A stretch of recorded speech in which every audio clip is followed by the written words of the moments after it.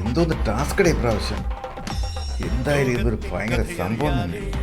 ഇത് 7ന്റെ പണിയല്ലേ, ഇത് 9ന്റെ പണിയാണ്. കപ്പടിച്ചാൽ മതിയായിരുന്നു. ഞാൻ എന്തായാലും അവളെ ഫാനായിരുന്നു. രാവിലെ ഇരുന്ന് മൊബൈലിൽ കളിച്ചോണ്ടിരിക്കുന്നു. ഒരു ഉത്തരവാദിത്തം ഇല്ലല്ലോ. രണ്ടാ എന്തിനാ പരിപാടി? അപ്പൊ നീ ഒന്നും അറിഞ്ഞില്ലേ? സംസാരിക്കും. എന്ത് സംഭവം? എടാ ബിഗ് ബോസിൽ ഇപ്പൊ ഭയങ്കര സംഭവമാടാ.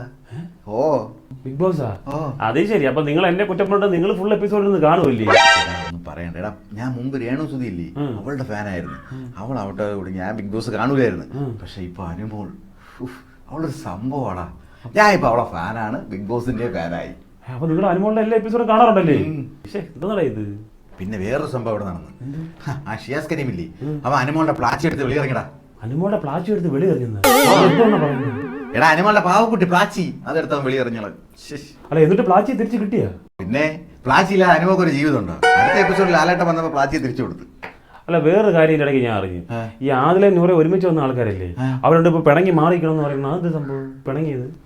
നീ ബിഗ് ബോസിന്റെ എപ്പിസോഡൊന്നും കാണൂലെങ്കിലും പെണ്ണുങ്ങളുടെ കാര്യം വരുമ്പോൾ നിനക്ക് ഭയങ്കര ഇളക്കമാണ്. ആ എപ്പിസോഡ് നീ കറക്റ്റ് ആയിട്ട് കാണേ. അല്ല, ഞാൻ ഉദ്ദേശിച്ച അതല്ല. ഇവർ രണ്ടിലൂടെ പിണങ്ങി മാറിയിക്കേണ്ട, ഇപ്പൊ രണ്ടും രണ്ടായി പോയില്ലേ? അതാണ് ഞാൻ ചോദിച്ചത്. എടാ അത് ഈ മത്സരത്തിന്റെ സ്ട്രാറ്റജി കണ്ട.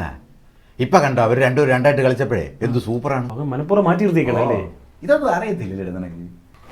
വേറൊരു കാര്യം ഞാൻ അറിഞ്ഞു. എന്താ? ഇത്ര കഴിഞ്ഞ് കയറി വരാൻ വേണ്ടി ഞാൻ കൊതിന്നോളാൻ പറയാൻ വിളിച്ചതല്ല.